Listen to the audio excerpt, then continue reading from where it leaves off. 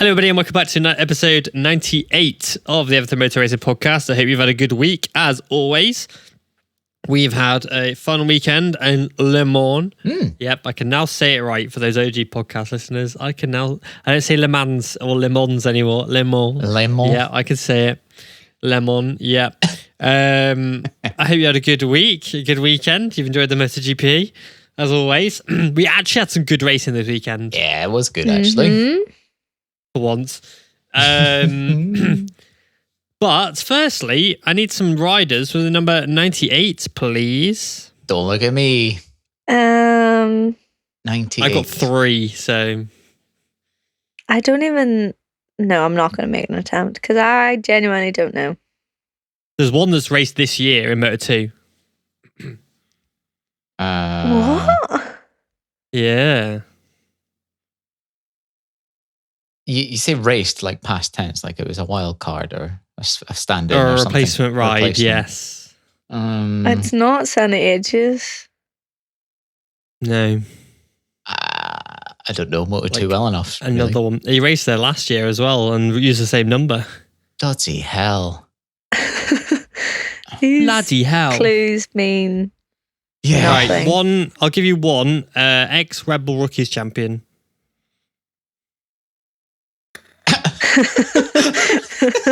Right. No. Carol Haneker. Okay. Yeah. Last year in Moto3, Jose Antonio Rueda used 98. Oh. Right, okay. Could have told you that probably. Yeah.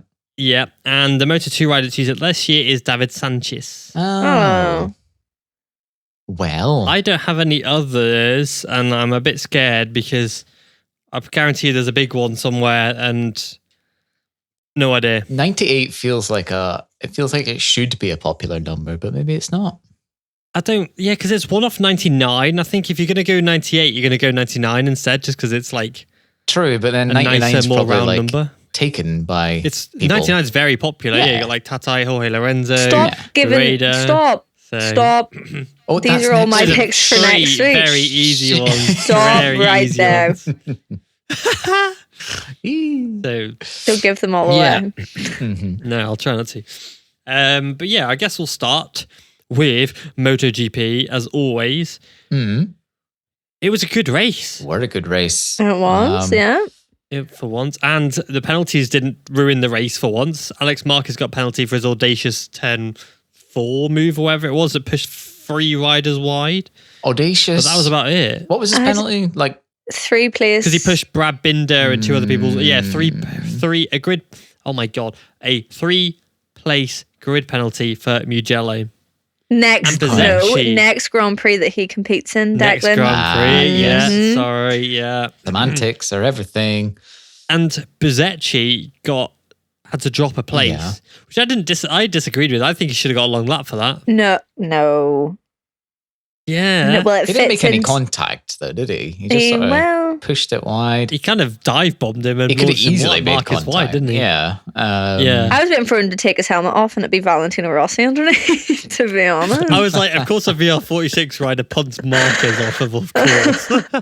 The headline. love child of Valentino Rossi and Simoncelli. Like, I think compared to Pecco being asked to drop the place last week in Jerez for this making one's him... more justified. It makes sense. Like, that's kind of consistent from the stewards. Yeah. So that Yeah, sort 'cause- of made sense. But the problem was But- that he gave the place back to Jorge Martin, not to Marc Marquez. Yeah, so not to Marc Marc- still lost 'cause- out. Yeah, because I will be honest, like, for me, I think Bezzecchi's move was pretty outrageous, to be honest. He just straight up dive bombed, which it's on Marc Marquez. It's kind of Marc Marquez is just getting a taste of his own Yeah. medicine there. Yeah, a But little I was a bit. bit like, whoa, like that's a bit over the line, you know? Yeah. But he got penalised for it, I guess, so. It's so weird. It's like, because it's such a... No two incidents are the same, really. You can have No, 'cause similarities. they're but- always unique, aren't they, in some way? Yeah. And this is where the trouble comes in, doesn't it? You're trying to find consistency, but there's no consistency in the infringements, instance, shall we yeah. say? So what do? I say we just we go back to the old days of Robbins racing and all that stuff. But I prefer Robbins Racing, to be Yeah. honest. And like, Unless But there is obviously a line. Yeah, unless you're being an actual prick and T-boning people off of the track, then fine. Yeah. But I mean, that's a bit of racing. Sure, it was audacious, and both riders lost out. Really, sure, like Bez gained a place, but they lost. It was then forced to drop a place, and they lost time on their lap. Really, yeah. But yeah, because Bez went wide as well. It wasn't like one of them went wide and the other one didn't. Yeah, he didn't take a shortcut or anything. So No. I don't know. Yeah, because who got penalised for taking a shortcut? Was it Binder? Yeah, I think it was Binder got Binder, penalised for taking a shortcut. Yeah. Which Which again, it's in the rules. You can't give by a full second. So you got to. Do you know how much? If you go wide, it's in that sector. It's a second. Isn't it? Do you know he gave up 0.9 seconds? That's what I was going to God. ask. How were we? Surely they could have been like, he pretty much gave up. He tried. Yeah. He probably. But then it's the rules, isn't it? I know, but he made an attempt. And then. Yeah, which but is what, mad. are they supposed to have a little stopwatch on their bike now as well to be like, okay, I've been off track for a second now. Go on, if you got the adrenaline running in a race, if you do actually have the wherewithal to count a second in your head, it's probably going to be quite a fast. Yeah, it's going to be a fast second, isn't it? I think he did really well to actually get that close to a second. I think there should be a discrepancy of maybe 0.1 of a second, a bit of allowance there. Yeah, because Fabio Digia lost a race win at the track, didn't he? Years ago, he met three. It was his first win, and he cut that by under a second. And they didn't tell him until he got back into Parc Fermé after spending the entire cooldown lap celebrating his first ever victory. Oh my that's God. heartbreaking. I don't even remember. Yeah, I remember him crying his eyes out. I was like, I would. That's tough. That is tough. Bloody hell. Oh. Yes, but it was a good race. We've got a boxing match in the middle of the race, which was quite enjoyable to watch. Someone's been where's the watching penalty for that? BSB. Oh, yeah. Yeah. Mimicking, what is it, Alex Olsen and Alistair Seeley there. Yeah. With Pecco and Vinales with a little boxing match, which was so funny that they then had to share the same scooter on the way back. That's probably Someone's made a decision there because one of them could have sat back and waited for another scooter to come around. Oh yeah, 100%. They both were just like, you know what, it's just... I think they'd sort of made up by that point though. I don't think they actually were angry at each other. Maybe cool. Just adrenaline in the moment. Yeah. I don't think both of them are those type of people, but when you're in the moment and Pecco is desperate to try and actually get a result here, he's had now 4 DNFs, well 3 DNFs. He did remount and finish 16th, I think, in Argentina, but he's crashed out of 3 races now, 3 main races, yeah. And that's major because that's where the points are scored. Yes, you've got the sprint races, of course, and his sprint races are actually carrying him now because he still leads the championship by 1 point over Bezzecchi, thanks to his sprint racer performances. Yep. How he's still leading that championship with 3 DNFs in the main race is beyond me. It just shows everyone else's inconsistency is mad.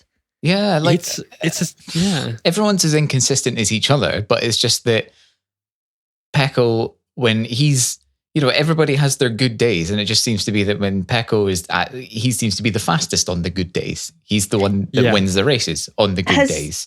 Has he been on all the sprint race podiums? That's a good question, actually. I'll find out now. Because it feels like he's always on the podium in the sprint races. He is on the podium a lot. Well, obviously. Which must be, it is the thing carrying him, but... Let's have a look. I'll get the results now. So we got first in Portimao, we got 6th Argentina, then 1st, 2nd, 3rd. So the only one was Argentina, who finished 6th. Oh. Right. Oh, nearly. Interesting. So, yeah, it's just a really inconsistent, wild season, to be honest.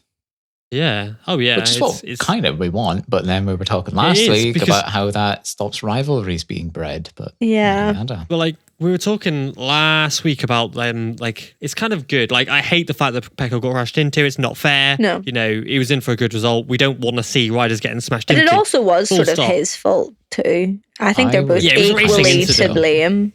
Yeah. Pecco could have given more room. Vinales could have also just not but done Vinales, that freaking pace Vinales had. I well thought he was going to win the race. I was like, he's going to win here. No, but the issue is that was probably his best start of the season, and he was so aggressive. I think he was crashing no matter what happened.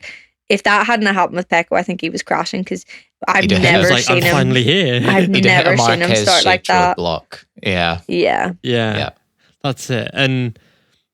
But like I said, like, I don't like to see riders crashing, but it's closed it up at the top now. Like, Yeah. Francesco Bagnaia leads, obviously, with 94. Then 1 point behind is Marco Bezzecchi. Then 13 points behind Bagnaia is Brad Binder.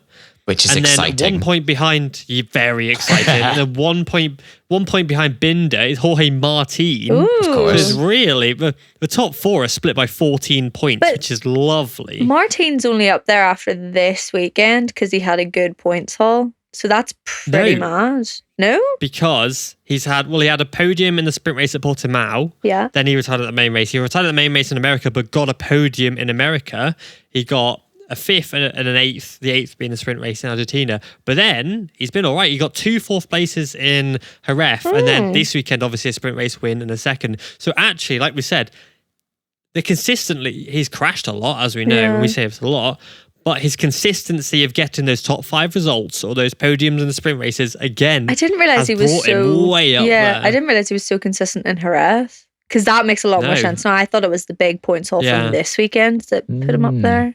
It was her ref that's pulled him up, and then obviously the odd sprint race podium. Yeah. That's kind of, again, they kind of go under the radar a little bit, but they're really helping out. Well, I think that's going to make. Well, I hope that it makes the difference this year, and that it's a lot closer rather than someone Well, running that's why away with Binder's it. there, really. Like Binder's. I don't want to disrespect Brad Binder. I love him. I think he's absolutely outstanding. But he's realistically only really there because he's won 2 sprint races, got a second in, obviously, the French one, got a second in Jerez as well. But then he's finished 17th, 13th. You know, he scored way out the point. He didn't even score in the Portimao sprint race. But it's just those sprint race podiums and things that, again, have pulled him to 3rd place in the championship. Yeah. It's like we've said, those inconsistencies of all the riders have helped, which is probably why in the last few years, like 2019 and earlier, why Marc Marquez could run away with it. Now, when you take Marc Marquez's dominant streak out of it, you see that everybody's just so inconsistent. And all you need, like Johan Mir in 2020, is one consistent rider, and they'll take the championship. Well, that's how Fabio won it in 2021 as well. And it was Pecco's mistake as well that he was able to capitalize on. Like, you need to be the person picking up the points when someone else is screwing up. So. Yeah, 100%. And it's good. It's good. I'm liking it. We've got a four. Maybe if you add Johan Zarco to it as well, who's 30, maths will 28 points back. He's still winning the shot. 28 points back from Pecco. From Bagnaia. Oh, from right. Bagnaia, Yeah. Well, I mean, that's a victory and a crash again. Well, Like, to be fair, know. Bez was 22 points back at the start of this weekend. So it just goes Yeah. to show that anything can happen. Was he 22 points back? Yeah. Yeah. Was he? Yeah. I'm just saying the math isn't working out in my head. Well, they did the sprint race. Oh, wait, sprint races. Yeah. Sorry. Yeah, That's why I Yeah. got confused. I was like, Sorry. surely Bez will be ahead. I was like, what? But Pecco had a better 25 points, wasn't it? Pecco had a better sprint race than Bez did. Yeah, that makes sense. There you go. Yeah, 22 points back to 1. It just shows, like we said, I think on the last podcast, we're like, Pecco can run away with it now. Pecco's got, and then bang, straight away. This isn't the mistake that I thought Pecco would make this weekend, but it still throws a massive spanner in the works. Yeah, but we go to Mugello next time, which is where he's Oh, very he'll win strong. it. But you got Bezzecchi there Got now. Bez. Mm-hmm. He's a Ducati VL46 rider. I think Luca Marini could be good at Mugello as well. I think all 3 of them will Yeah. do, like Marini included, will do very well. Yep. Yep. An Italian on a Ducati is going to win. It's that That's straight broad. is That's good. Yeah. yeah, wow. Like that straight at And cute. Mugello just is Ducati's. It's great for Ducati. Piro's always testing there as well. Yeah. They've got so much data there. It's pretty much said and done now. Yep. already. You just, But, for our predictions, you just pick those guys 1, 2, and 3. I'm going to go different all order. Italian, to be fair. Although Moto 3, I'm not sure. We're not doing predictions for a while though, so No. we've still got a few weeks to think. But I'm about it. going all But, Italian, so just so you know. Oh yeah. Yeah. Like Migno on the box. I Oh, wouldn't be afraid to put Migno. Migno on the box in Moto 3 Yeah. at Mugello. Yeah, we're getting way ahead of I know ourselves. it's 3 weeks. Yeah, so bringing it back, how nice was it to see Jack Miller leading the race in the KTM? Mhm. That was great. Like, he said that this year is like last year, but on steroids. And I'm like, I can agree with that, to be honest. Do you know his year. He probably gets treated so much better there. Yeah. Like, he gets treated as an equal, I think, is a massive thing. He can, Ducati, from what the outside inwards, like very much like pride and, sophistication and all that. KTM, like it's why it suits Brad Binder, is you can kind of be yourself a bit more. And I think that really does suit Jack Miller. And you can just see him. Like Jack Miller was Jack Miller at KTM anyway, and his personality was always able to shine through. But I think KTM's values and the way they carry themselves in the team line up very well with Jack Miller. And I think he's genuinely happier at KTM. Yeah. Which is maybe allowing him to, why he's able to adjust so well. Because as we were saying, like a happy rider is a fast rider. That's always the case. And he's just doing so well at the moment. And I think that win is on the cards this year. It's a big shame he did crash out of the main race. And I don't know why he was dropping positions, but yeah, he looks really good. I think when we get to Austria, KTM's track. Yeah. Could be there. I don't know. Or sooner. When are we in Austria, actually? Are we in Austria this year? Yeah. Yeah. We're not until like August. Yeah. Where is it? I've got it. Be after Silverstone. Yeah. It is on the. That's not it. Oh. What are you doing? It's like the third week of August. Yeah, 18th of August. 20th of August. There you go. Yeah. It's the race day. Yeah. Yeah. But, there maybe. Yeah. That could be an all KTM podium at Austria as well. Yeah. Fernandez. Well, come on. The way the Augusto Fernandez is going, wow. Like, thing is, I expected Augusto Fernandez to do all right. He got 13th in his first race, and I was like, respectable. He has scored points in every feature race so far this year. He got 13th, 11th, 10th, 13th, 4th place at Le Mans. 4th place. I guarantee you, Paul Espargaro sat there like, I want to be riding so bad. Did you not hear he was FaceTiming Hervé Poncharal during the race? Being I can't wait to be back. Oh my God. Oh my God. He's itching for it. I'm absolutely sure he sat there like, I just want to be riding. Yeah. And Hervé said as well that obviously Paul was coming into this season to be the team leader. But then obviously because he's been out since the first race of the season, they sort of approached Augusto and was like, well, you're sort of going to have to be the team leader. And he went, yeah, no problem, I can do that. The fact that he's taken that up and just gone, yeah. Like as a rookie, like how the hell? And I think people maybe have let him slip under the radar because he is further back. But when you actually look at the fact that he's finished all the main races in the points, like that is so impressive. Well, there's only 2 other riders. Sorry, Cameron, to cut you off there. That's finished every race in the points, and that is Franco Morbidelli and Fabio Quartararo. That's it. What? Those are the only other riders that have finished in every main race. That is every main race. That still doesn't comprehend. You're kidding. No, because Brad Binder does a 17th. And that's it. Those are the only riders. Like, we're taking out, Danilo Petrucci and stuff. They're not the 2 riders I thought you were just about to mention. Both the Yamaha riders are the only ones that finished the main races in the points. Oh. Every single time. There's only 3 riders. What the hell? That has blown my mind. I can't believe that. Crazy, isn't it? Oh my God. Actually stumped. Yeah, that's left me speechless. But then getting back to the Fernandez point, he's comfortably outperforming Raul Fernandez, who annihilated him when they were in Moto2. Yeah. So it just goes to show that it's, it's not necessarily the best stepping stone, Moto2. It's not the best barometer. If you're the best at Moto2, you might not necessarily work in MotoGP. And similarly, I think it's like Bez as well. He was a solid Moto2 rider. But then he's a very good MotoGP rider. Yeah, exactly. That's it. And it almost seems to be that, with the exception of some notable names, it does seem to be that if you win Moto2, you're it's almost like it works against you because you're so well suited. Remy Gardner. You're so well suited to a Moto2 machine that actually you maybe can't make it work on a GP machine unless you're an exceptional talent, like your Marquez's and stuff like that. It's a weird one. Yeah, of course. And then similarly with Moto3 up to Moto2 and so on. You might have a phenomenal Moto2 rider who just can't make it work on a Moto3 bike, and so will never get the chance at Moto2. It's the other way around. But you said that wrong. But Izan Guevara and look at Izan Guevara. He's way back. No, that's what I meant. Someone who would be maybe I should have added the word would be a phenomenal Moto2 rider. Yeah. But because they can't make it work in Moto3, there you go. They're never going to get a shot at the Moto2 ride because that makes sense. Apologies. I guess that's why the European Championship's so good, because you see riders like Alonso Lopez, who is exactly as you just said, won Moto3 podium. Then as soon as he hops on a Moto2 bike, he's now third in the championship. Fabio Quartararo is the prime example. Fabio Quartararo. Well, Fabio Quartararo won back-to-back junior Moto3 championships as a rookie though. So. And as a literal child, but yeah, he was 13. He was 13 and 14 when he won those titles. Yeah, and then did nothing in Moto3 and Moto2.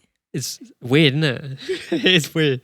But I can give you one more fact that might blow your head a little bit. Yes, please. Augusto Fernandez has been the highest placed KTM twice this year as well.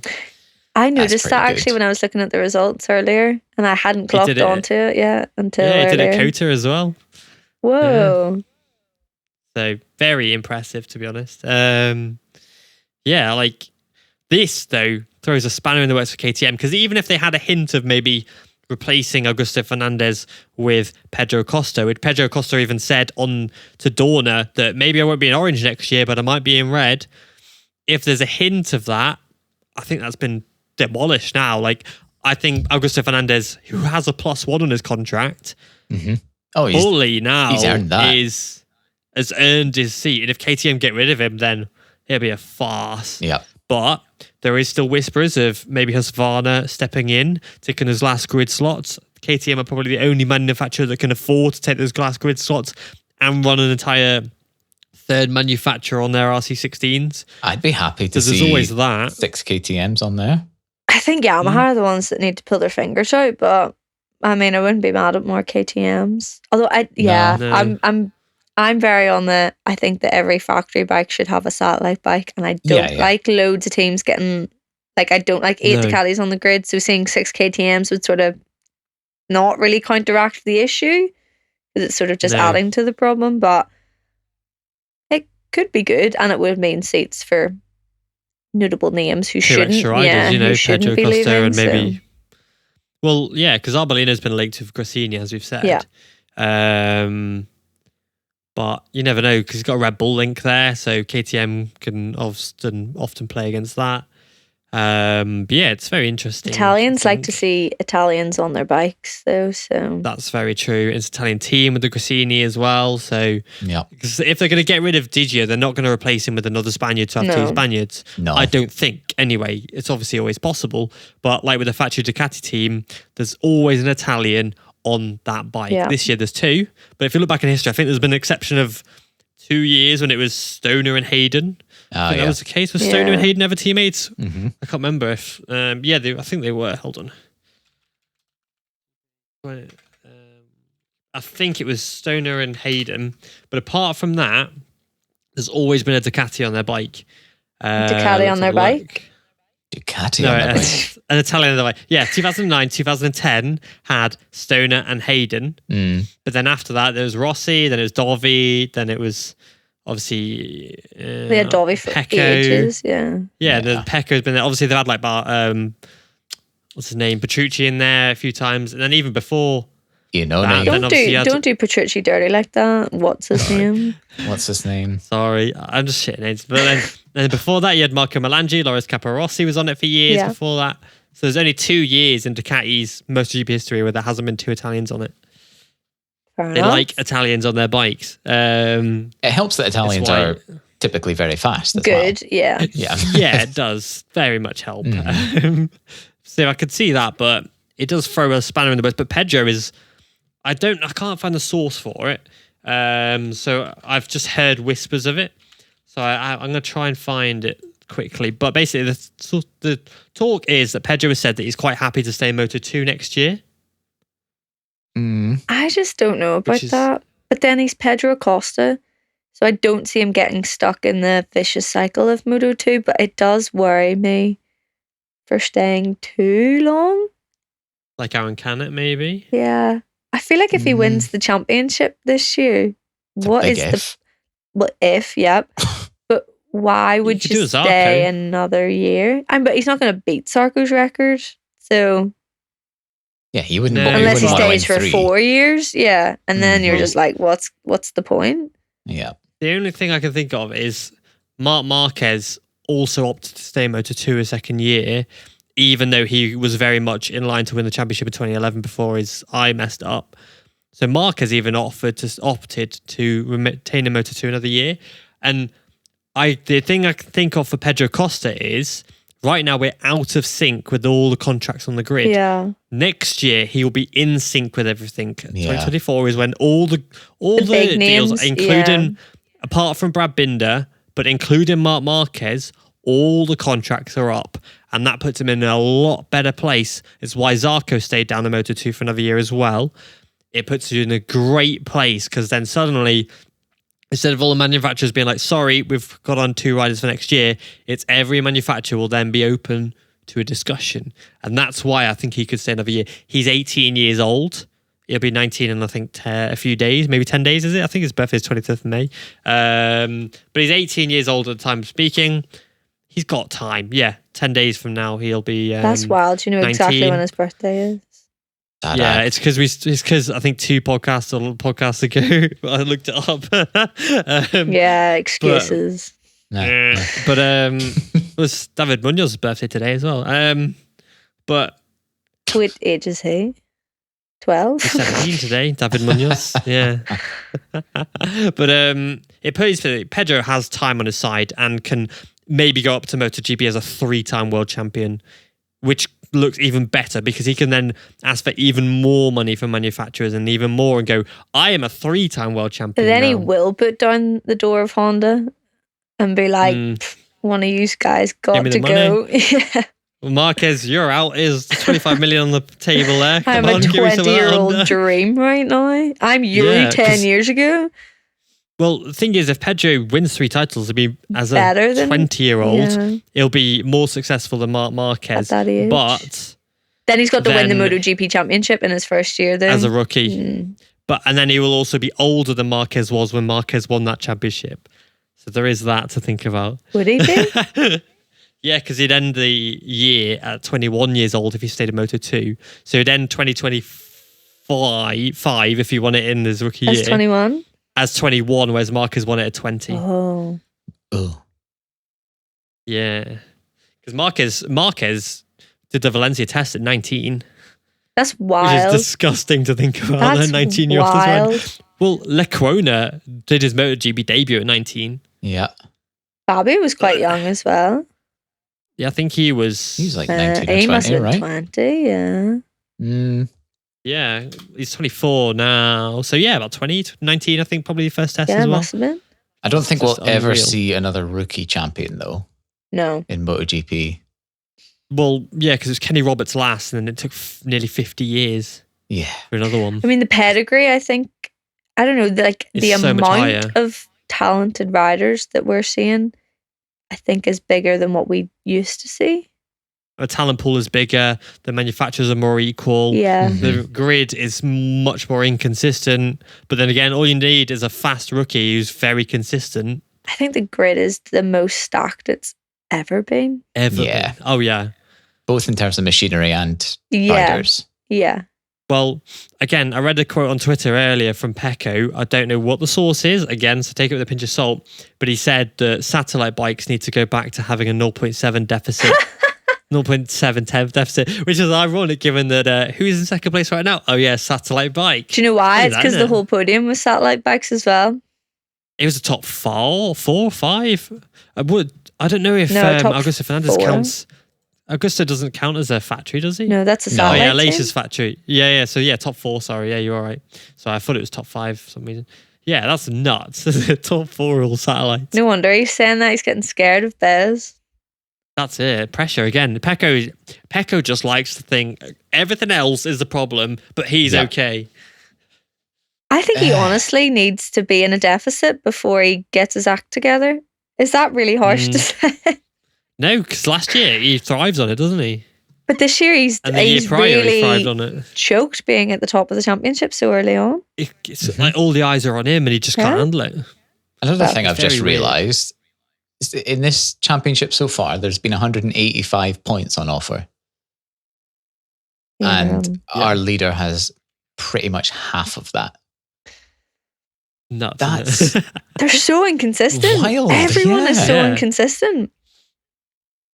Yeah, which is why I think everyone's really in it. Like, even if Bastianini can come back at Mugello and be strong, I'd put my money on it. He's in with a chance. If Marquez can stop crashing at podium positions, he's got a shot. Yeah. It's a wild shot for the pair of them, and it's way off. Miguel Oliveira still has a shot as well, but again, they need to crack out the results and be consistent. And it's still anybody's at this point. There are still so many points on offer. What is there? There's now 15 races left. So that's 555 points on offer? I'm going to say 14. That's just main races. Yeah. Yeah. No, I include sprint there. Oh, does it? Yeah, 37 times 15 is 555. But as well, in the MotoGP, I felt very sorry for Luca Marini, who pulled off probably the save of his lifetime. Like, his whole hand was on the deck, his arm was on the deck, and he got it up just to get mashed into by Alex Marquez. He looked like he was about to get high-sided, in my opinion. I don't know if he'd saved it. I think I'd need a little bit more than what he did to know whether or not he'd actually saved that. Because I think... He said it was his best save. Well, yeah, but he also got sniped out as he was trying to do it. So I don't actually know if he did save it. But if he'd managed it, it was pretty impressive. I think he actually managed to get up and get his other hand back on the bar and start moving forwards. But that's what I remember anyway. But I could be wrong. I'm happy to be wrong. But it was a scary crash as well. I've had a lot of people reach out to me and say that it was very much shades of Simoncelli's accident, which, to be fair, you can see. But I'm very glad that neither of them got hit whilst they were laying on the ground, because wowzers. It kind of raises the question of, these saves are great, but is it maybe better to just crash out and let it wash? Not because the amount of riders we've seen nearly get hit. Simoncelli's crash was because he was saving it. I don't want to obviously make those comparisons because Jesus Christ, it's a pretty tough comparison to make, of course. I don't know. I think in this case, it ended the best possible scenario. And unfortunately, yes, both riders crashed out. But I think that Alex Marquez sort of hitting him the way that he did sort of take it off the center line. Him off the track. Yeah. Pushed him away from it. I mean, I know one of the bikes still ended up on the track, but it was right at the edge of the track. It could have been the best. Yeah, because he could have swerved back onto the track. Exactly. You never know. So, and Marquez it's probably the best thing for him. Yeah, Marquez was sort of coming towards the edge of the track too, and obviously he wasn't injured or anything, which meant that he was able to get up super quickly. The first thing he did was go and run to Luca Marini as well, and I think that was probably the best possible outcome. Like, if both of them were to crash, it ended in the best possible way that it could have. Fully agree. Obviously, it would be much better if they both stayed on, but I think that was the best outcome. It just shows racing's dangerous, I guess, isn't it? That's it. It was a hair away from being really, like a really scary crash. Speaking of crashes, we had another double DNF for Repsol Honda. Marquez, fair play to him, to be honest. Hell of a absolutely outstanding all weekend long. Somebody even reached out to me and said, I'm a Rossi fan, but Marquez is the GOAT. I was like, wow, okay. It's got to be hard to argue with that, surely. To be honest. Coming back after how many weeks off? 7 and then weeks just off? being pretty much, he I don't know if he had second in the bag, but he was running podium pace. He had podium in the bag. Yeah. Easy. Podium was there. And just because that Repsol Honda isn't quite there, he couldn't quite push the way Marquez would, just that extra little bit. And so, it washed out. But yeah, but he even said, he said to DAZN, see, I can source this one. It's because everyone's been talking about it. Yeah, sort of true as well. But he said he'd rather crash from a podium position than fight for 10th or 9th place. Because, yes, Marquez could have finished every race this year, 9th, 8th, 7th, 10th. But he doesn't want to do that. Nope. The guy is born to win. That's all he gives a shit about. Like, he wakes up in the morning and goes, I want to win. That's all he cares about. And so, for him, I think he'll gain a lot more, more satisfaction that he crashed out of second than crashing or finishing in 10th. I think Marquez would have retired by now if every time that he comes back, he's on the pace. If he came back after this and wasn't on the pace, I think he'd be gone. Mm-hmm. Because it feeds him. He knows in his head, he's like, I've still got it. And he'll miss 7 weeks.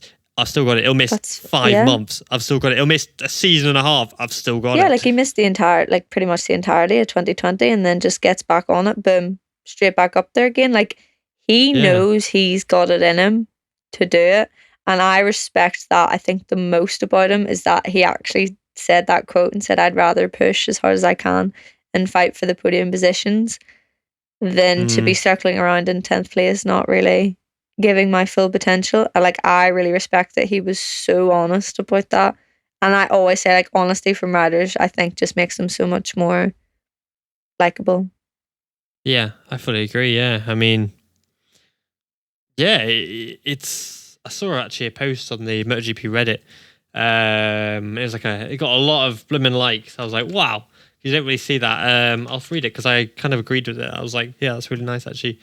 I think it was a top post in the last 24 hours. Let's have a look. No, it was this week. Let's have a look. You little Reddit lurker.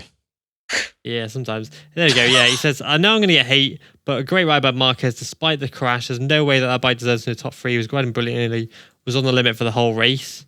It just goes to show that the rider makes the difference. Oh, God, it does. yeah. And it's like somebody else has said on there, it's mind-blowing that he can drag that bike to these positions. But not only like a Rins, obviously, Kota, which was amazing, but Marquez can do it consistently wherever. Yeah. Yeah. It doesn't matter what you do to that bike, he can just do it. And it's... Well, he was on course to do it at Portugal until he made that mistake, which obviously was a massive mistake. But yeah, but it's a shame to see him drop down positions later in the races, because maybe his fitness fatigue or whatever. Mm-hmm. But, he was battling the sprint races. Did he get on the podium in the sprint race? I can't remember. No, he was 5th. He was 5th. Yeah, he was. But he's there. Every time he's there. And in the free practices, he's there. And it's... I'm just glad he had a clean weekend. Yeah. Yeah. That was massive for him. And people would have He didn't knock anyone off. And it's like... Yeah. And he wasn't too crazy on getting toes off people. I say that as I know he'd literally towed behind Jorge Martin to get that fast lap, but I think he did Pecco earlier on the weekend too, but it wasn't his mind games weren't as bad as they usually were, and he was nowhere near anyone else, and it was actually Bez getting the penalty for pushing him off track. So I think that's also something to note this weekend, and I'm glad he sort of went somewhat under the radar because people love to talk shit about him for any reason. So of course, any excuse, people talk shit, Did you see someone's poll at the weekend? And it was like, who's to blame for the crash against Pecco and Maverick? And Mark was one of the options. It's like the Zarco meme from years ago, and it was like, whenever something happened, it was like a Zarco's fault. It's always Zarco. It was 2020 when he had the big crash in Austria and all, and everyone just was like, it's Zarco's fault. It's always Zarco's fault. It's funny. But yeah, Mears crashed again though. That is so sad. It is devastating to see. He's a 3 DNFs in the last 3 races. I don't know if he's even finished a sprint race yet either. I don't know if this stat is right, but I heard that he had as many crashes this weekend as he did in his entire 2020 season. I think it was either this weekend or last this season so far. I don't know. Well, he's had a lot of crashes this season so far. But there was something at some point he's I remember hearing the same already thing. Had, or within maybe the last couple of weekends, or maybe it was Jerez or something, but he's had that many crashes. Let's have a look. I'll just see if I think it was this weekend, in the one weekend. It could be, and the thing is, he must watch Marquez riding around at the sharp end of the grid and thinking, how? What's the secret to this bike? But to be fair, he's gonna have to change his riding style, or maybe is in the process of trying to change his riding style to be like more Marc Marquez, or even Rins, because Rins clearly has made radical changes to the way he's riding. Why can't Mir do it? I don't know. Maybe this is more the measure of the rider. Because if it was like, it's just Marquez, but Rins got a result. He didn't do great this weekend, did he, Rins? No, but he's not been it was always going to be a kind of a Cota thing. Yeah. He didn't even finish the race, but Rins has opportunity to do better slightly later on in the season too, because we know he does well at Silverstone, Australia, Valencia. Like, there's a lot of circuits still coming up that he has the opportunity to perform. Rins has always been like that, though. Rins has always been a bit like up and down. That's it. Like, he has crashed out the last 2 races, so he's probably just going for his crash. His crash phase of the season. This is about right, in fairness, for Rins. He went through his crash phase this time last year when Suzuki announced they were leaving. And the year before as well. So he crashed out of 2021, he crashed out of Portimao, Spain, obviously Jerez, Le Mans and Mugello. Last year he crashed out of Jerez, Le Mans, Mugello and Catalunya. He's just crashed out of Jerez, he's crashed out of Le Mans, and we've got Mugello and Sachsenring next. So there you go. See? It's just standard. Yeah. It's weird though, because you mentioned that it's like there are tracks where Rins makes the difference. Yeah, the tracks that you class as Rins tracks almost. Rins is going to do well. Whereas I can't think there are anywhere I think, this is a Mir track. Like Mir does well here. Austria maybe. Where did he take his win? Valencia, because Rins let him. He moved aside, didn't he? Didn't he not see it? I don't know. It's been that long ago. I can't remember, but I know he's only taken one. Yeah. Rins has been good at... it's so inconsistent. It's unbelievable. He didn't even get a single podium last year. And you're like, he got a podium in Mugello in 2021, but he crashed out of it last year. Sure. And then, what about... He's only been on the front row once as well. Like, his qualifying shocking too. Pole or something. He's had 2 career pole positions in Moto3, and that's it. He's never been on pole. No, not in Moto2 and not in MotoGP. That's the maddest MotoGP world champion stats ever. Because I remember, didn't he get his first pole front row last year or something? Everyone was like, "What the hell?" Yeah, I clearly remember he's only been on the front row once. I don't think he ever qualified on the front row the year he won the championship. No, he's had. No, I don't know. He's had podiums in Austria and twice, in 2020 and 2021. But then he crashed out in 2022 because of that high side. So again, there's not really a Mir track, is there? No.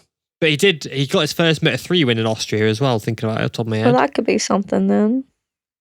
No, he's not going to though, because KTMs are going to be everywhere. Yeah. That's true. Where did he do in Moto2? He got 8th. Oh. Meh.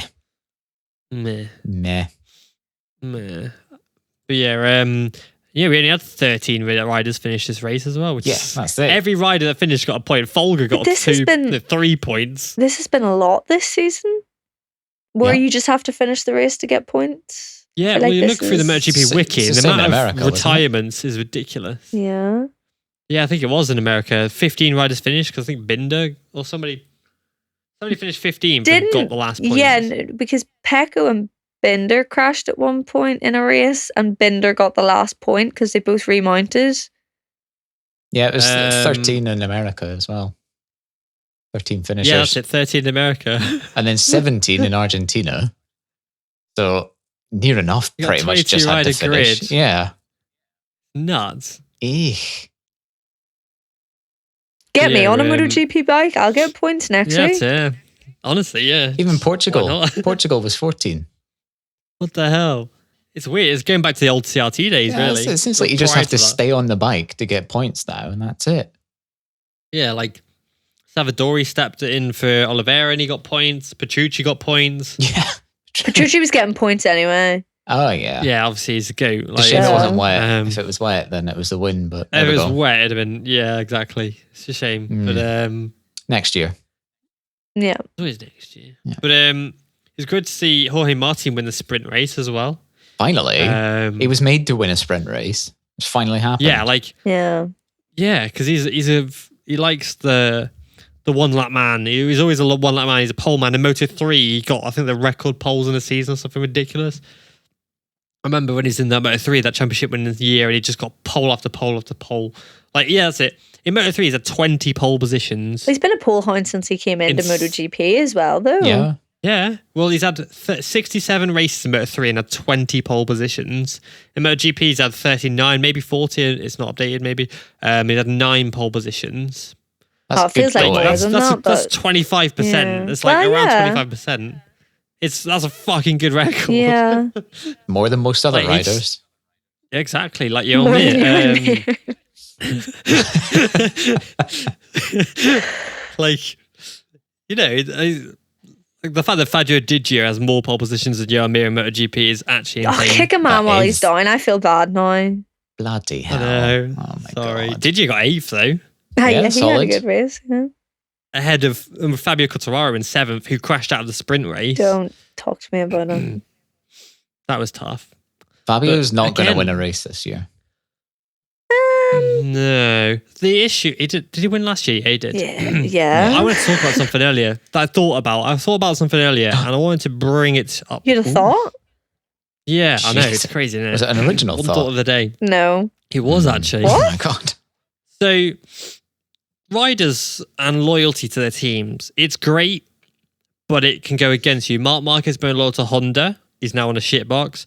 Fabio being loyal to Yamaha, he could have easily switched last year and he stayed and it's gone crazy. Like he can barely get top 5. He's had 1 podium this year and the rest he's been outside the top 5. He's going slower. He's not going as fast as he did in previous years. Yeah. Where would you suggest he should have gone last year? Hold on. Sorry. So the loyalty problem, it goes over to Jonathan Rea in World Superbike. He could have tried to switch manufacturers, but he stayed with Kawasaki, and he's not even in the top 3 of the championship now, despite being one of the top 3 riders who can finish in the top 3 every race. Lewis Hamilton in Formula One, you know, it's that loyalty, and the loyalty is great, but there's only so much loyalty you give a brand where you need to kind of then be selfish. And I think Fabio, given the problems that were already arising for Fabio at the end of last year and mid last year and maybe 2021, should have tried to switch. Where he would have gone, I don't know. But I think now he's sat in a 2-year contract now and knows that he's got to deal with this year and next year now. Does this make you think about Maverick Vinales' fallout with Yamaha? Yes, good point. Like that is just Bazinga moment there. That sort of makes a bit more sense because he was complaining about the bike and he hated the bike. And it going backwards and it was, yeah. And I always thought, well, you just clearly aren't riding it the correct way considering your teammate is winning left, right and centre. Like I can think of a couple races. There was one in particular where Fabio won and Maverick was second and Maverick looked... Assen. Yeah. Assen, yeah. Like he looked distraught. And Fabio was obviously on top of the world, and then the big fallout happened. I wonder... Well, Rossi complained about the bike for years. For years he complained about the bike and nothing changed. Yeah. But the rider Vinales always made the difference, though, I suppose. Yeah. And then, like, Fabio is I wouldn't say he's an alien yet, but he's of that talent. He's got that extra special spark that I don't think Pecco has. I don't think many other riders on that grid actually have that spark. Marc has got a spark, obviously. Yeah. I think Fabio's got that spark, which is why he can do what he can do. But there's only so far you can drag a bike to that's crap. But at the minute... Marquez can do it to a degree because he is one of the 4th greatest riders of all time. Fabio isn't there yet. He doesn't have that maturity. He doesn't have that maybe experience of doing that. You know, he suffered in Moto2 and Moto3 on the speed up and maybe the Cal-X as well. And Fabio, I don't know if he can develop a bike is maybe what I'm trying to say. And so it's going in the wrong direction. But that would make sense though, because I mean, he came into MotoGP like we literally mentioned earlier at what, 19? You know? Yeah, exactly. The lack of experience. Like they've got Cal Crutchlow and he's great. You know, Jorge Lorenzo and Valentino Rossi, when they were on the bike, it was perfect. Did you hear what Jorge Lorenzo said? Yeah. And Fabio disagreed with Fabio it. went, no, absolutely not. So, Jorge Lorenzo, for context, said that Yamaha should not have sacked him and they should have not have gotten Cal Crutchlow in because Jorge Lorenzo would have made the difference. If Jorge Lorenzo on the bike would have made the difference and the bike wouldn't be so bad now, and Fabio denied it. I love that. I do love that. But is it KTM have Dani Pedrosa? Yeah. If Yamaha had their alien test rider, who knows? But I don't know. Danny is the king of riding around problems. Danny is the king of making a bike that doesn't work for him because he's 5'2", 51 kilograms, and he's still managed to muscle a MotoGP around to 33 victories. That Repsol Honda wasn't the best bike on the grid, and like him and Marc Marquez made that bike work. Like both of them. Dona, again, amazing at riding around problems. He rode around all the problems on that Ducati. And he had like the worst teammate ever in Marc Marquez. Like you wouldn't want him on the other side of the garage. And Dani Pedrosa had that for years. So to be fair, out of all the test riders ever, of course, Dani Pedrosa's the GOAT. Yeah. That's it. Then for Lorenzo, it took him so long to gel with the Ducati and they had to obviously stick bath mats to it to get it to work finally when they listened to him. But the Ducati was still a good bike and probably better than the Yamaha he hopped off of. Yeah. And and then he couldn't make the Honda work. And it's like, why could you then make a struggling Yamaha work if... Good point. It's been you've gone on to the best bike of the grid since he was on a Yamaha too, because he obviously left Yamaha, then went to Ducati, then went to Honda. Like, I don't think he has a good idea of what the Yamaha's actually like at the minute because it's been so long since he's been on one. So, I mean, it's a Jorge Lorenzo thing to say, but I also don't agree with it. I don't think he'd be the best person for it. Jorge also didn't have the fitness at all. Like, he was 4 seconds slower. Aleix even said he was like unfit, completely unfit. Like, I mean, Aleix Espargaro's going to make an unreal test rider. Yeah. Oh, he'll be superb. He'll be so good. That's what it wants to do anyway, potentially. Yeah. So I don't know who Yamaha needs, but... No, because Aleix would fit really well in the stewards and stuff like that. He'd fit really well into that as well. Brilliant. But if he's an Aprilia ambassador, it wouldn't work because then you got a bias. Well, he either needs to step in to be like a spokesperson for riders and they need to create a union, or he needs to be Aprilia's test rider sort of head voice sort of thing, like right-hand man to the riders. Him and Savadori work really well together. Like Savadori, it's weird. Like Savadori did well in the World Superbikes, wasn't insanely good, did okay Moto2E. Then he won the Italian CIV Championship, Superbike Championship. But then, then the Aprilia signed him. And again, it wasn't like he was a superstar rider, but again, he seems to be able to make up the difference and help them where they need to. Yeah. So maybe not going for the best rider ever could help, but then who could Yamaha be? Because the only thing I could think of is maybe Top Rat getting more testing time to help boost that M1. Maybe Andrea Locatelli, but they're so different. Is the problem. Like Yamaha World Superbike to Yamaha MotoGP is such a different bike that I don't think bringing the World Superbike riders across would help at all, because you're looking at such different things. Like it would take them so long to actually get used to the bike that you're not going to get positive feedback that you need straight away. No, and I think the one issue that Fabio's faced as well, he said the bike's harder to ride now. You need to be more aggressive with it. Yeah. They're now actually going back to the 2021 specification now, going back to those kind of things to try and kind of find a better path. Like we've said recently on the podcast as well, that he needs to do that. So it's good to see Yamaha kind of looking back and trying to find that a way. Cal Crutchlow is great, but Yamaha have one test rider in Europe that is Cal Crutchlow. Then you look at KTM, they got Danny Pedrosa, they got Jonas Folger as well, Honda have Stefan Bradl, and potentially other ones, I'm not really sure. No, I think, it's only one, but... Well, there you go. Is and it the worth Honda's shit. Yeah, exactly. Like, KTM have Salvador... No, oh my God. I probably have Savadori, but they've also had Matteo Baracocco testing it as well. They've had a multitude of European riders testing it. But they also had concessions up to last year, so they had more testing time anyway, so their actual riders were testing it more. Mm-hmm. Yeah, and Ducati can rely on Pirro because he's been riding that Ducati since 2013. Yeah. So he's great. But they've also had Chaz Davies doing little bits on the Moto E mainly, but he has done a tiny little bit, I believe, on the Desmo Sedici.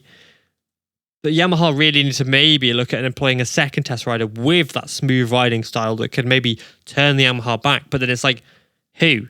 To be fair, though, hire? Fabio Quartararo, his riding style does get compared to Jorge Lorenzo a lot of the time. So, in saying that, maybe Lorenzo is onto something. But then you're just building a bike for one person then, really. One riding style. That's what they've done for years. So I think I said on the podcast ages ago that Yamaha will screw themselves over putting all their eggs in one basket with the Fabio thing, which they did last year and the year prior. And it's been like that since he got to the factory team. They literally, he's been destined for that. You know, he was handpicked. They wanted him for a few years, you know. I just wonder what's changed between 2017 and now with Yamaha, because you look back in 2017 with Yamaha and you had Vinales on it and he was winning, he won 3 races, he won his first Open in 2 races. Valentino Rossi on it, who won a race and got loads of podiums. You had Johan Zarco as a rookie who led at Qatar and did really well. You had Jonas Folger on the bike who got a podium in Sachsenring. So you had all 4 riders scoring podiums on their bike, and now it's unrideable. Yeah. What's happened? It's like, what's gone wrong? Where has the direction gone so wrong? I think 2021 was a great year for Yamaha, but probably the worst year they could have had possibly, because it gave them a false sense of security. Yeah. Yes, you've won Moto America, you've won BSB, you won World Superbikes, you've won MotoGP. And it's given them that, okay, we're actually there. When in reality, it's just kind of putting all your little problems into a closet, shutting the door and going, Mom, my bedroom's clean. It's great. Yeah. Do you know what I think? And it's that false sense of security. I think the Petronas sponsorship on their satellite bike, losing that, I think has been a massive... Yeah, because that was a massive loss. They lost Razlan. That's it. I mean, they still had Razlan last year. Oh, true. Did they? Oh, yeah. Yeah. That was last year. Did, Jesus. And he even got fed up at Yamaha. Yeah, he's like, I'm sick of this. So, do you know what? I've got the solution. Okay. I know the test rider they need. They're not going to, they can't pull it off, but I know who they need. And it's Zarco. Oh my God, yeah. I was just thinking they pay the big bucks for it. Honestly, that would work. Like, if Zarco was to get retired this year, which you won't see happening, and Yamaha paid the big bucks. Which they would. Yeah. That's who they need. I mean, look what taking someone from a factory Ducati has done for KTM. They need a Ducati rider. And to be fair, they did take a Ducati rider in Andrea Dovizioso, but he'd been out for half the year and didn't end on good terms.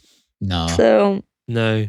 But then that's why Jorge Martin would have maybe been a really good choice. But Jorge Martin has now said that he doesn't really want to ride the bike anymore. No, he doesn't.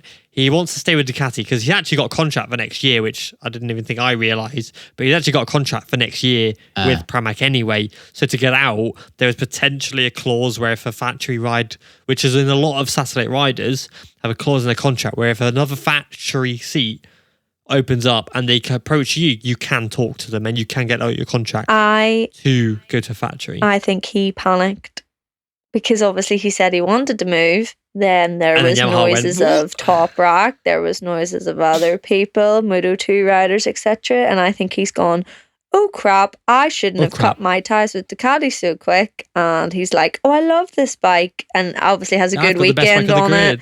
And he's like, I'm not salty that I missed out in the factory seat at all. Like, I love it here, which is a complete and utter lie, but you do what you had to do to make sure you actually have a seat next year. So Yep. Yeah, and I mean, Martin is 25 as well. Like, it sounds mad, but with the age that all these younger riders coming in, 18, 19-year-olds, his time is not on his side anymore, which is, again, nuts to say and think about. Yeah. Because, again, he will get picked up by the teams. He's a young rider. He's still got so much potential to show. Yeah. But again, he's on the older edge of the grid now. He's on that. Yep. Ducati don't need a reason to get rid of someone. No, that's it. They've got the money, they've got the funnel of talent in Moto2 coming up. He's got 2 to 3 years to find himself winning the title. Otherwise, he'll start going backwards in his pretty seats, much really. Yeah, and I think he's got to his 30. It'll be a good. That's the issue because Pramac was meant to be the feeder team for the factory squad. You know, you had what's his name? Oh my god, Petrucci. I forgot his name again. Oh my god, Ben. Both were in Pramac and went up. Well, Miller and Pecco both flew for Pramac. And Miller and Peck. Oh my! How did I forget about that? Moved up together. I mean? Yeah. Yeah. So they've had to go for Enea Bastianini, who's in like way down in 2-year-old bike because none of the guys in their Pramac seats are performing well enough to get the factory seat. But it makes you question. And that is an issue in itself. Why is Zarco still there? Because he's a very good test rider and just a good all-round. Because I think as well, there's a bit more that goes on behind the scenes and more of the fact that you kind of need that good guy in this squad. I think, you know, for morale and things like that. And I think the team in general may work better having a guy like Zarco in there because not only can he get the few good results, get top 5 of the championship, a few podiums here and there. You know, he's had 2 podiums already this year. But he also just helps bring the team up and maybe helps Martin get a better out of himself. Because sometimes teams need older heads in the garage. An older head is not necessarily a bad thing. I don't think anyway. But I think that's what Yamaha needs. Yeah. Yeah. Like a test rider. Yeah, exactly. That's not second rider. But Zarco got a podium this weekend gone. Like he's good enough to keep a seat. But in Pramac, I don't know. Yeah, Pramac should be the feeder squad, which is why the rumours of Arbolino going to Gresini, I don't like, because I think Arbolino should be going to Pramac. Well, really? In Arbolino's case, if he goes to Gresini, he's got as good of a chance of getting into the factory team as going to Pramac would get him. That's just seen. Literally, Enea Bastianini showed you just need to be on one of their Ducatis. Yeah. And you are in with a shout. Yep. Yeah, but in the same way, it's like if you're in the Pramac squad, you get a current bike. You get the same bike as the factory boys. But you also need to be putting the performance in as the factory boys, which obviously that's why Bastianini got it ahead of Martin, because Bastianini was better week in, week out. He's outperforming Jack Miller. Bastianini outperformed Jack Miller, so yeah, it makes sense. I don't know, but the thing is, theoretically, say the championship stays as it is, and Bezzecchi and Bagnaia go head to head, and they either finish in a 1-2, whichever order. Bezzecchi might win the championship, Bagnaia might win another one. What happens then? Because you've got Bezzecchi potentially winning the MotoGP World Championship in a satellite team. Like Ducati for them would be like, we need him on a factory bike now because Valentino Rossi's squad are going to be Yamaha next year, and we're going to lose our current world champion and stuff like that. Yeah. Yeah, because you can't. That makes sense. You can't chuck Bastianini out on the fact that he hasn't performed this year because he's been out with injury. No, he's been injured. You never do that because you're going to become the most unlikable team on the grid. If you do that, you got to give him a fair shot. And if it's a year next year, fine. But you've given him an opportunity. So obviously, the logical thing is to put Bez on the current machinery. Yeah, that makes sense. Yeah, I think. Yeah, and then it's either... But then Zarco and Martin, I think, are contracted for next year as well. Again, they've got all the money in the world. They have the resources. True. They put people where... if both riders want to stay with Ducati, they will go where they are put, basically. Yeah. Yeah, that's fair. Well, that was Jack Miller's offer. It's Pramac. Yeah. I think KTM is better for him. Well, obviously, but at the time, you're sort of going... Why would you go to KTM when you still got a factory bike under you? But obviously.